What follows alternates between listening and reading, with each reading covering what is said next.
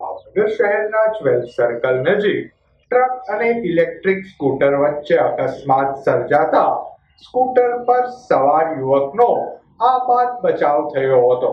અકસ્માતના બનાવ અંગેની પ્રાપ્ત વિગતો મુજબ શહેરના જ્વેલ સર્કલ નજીકથી પૂરપાટ ઝડપે જઈ રહેલા ટ્રકના ચાલકે ઇલેક્ટ્રિક સ્કૂટર પર જઈ રહેલા યુવકને અડફેટમાં લેતા સ્કૂટર ટ્રકના આગળના વ્હીલમાં આવી ગયું હતું.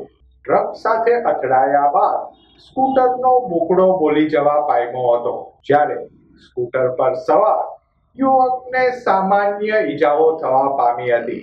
બનાવના પગલે ઘટના સ્થળે લોકોના ટોળા ઉમટી પડ્યા હતા.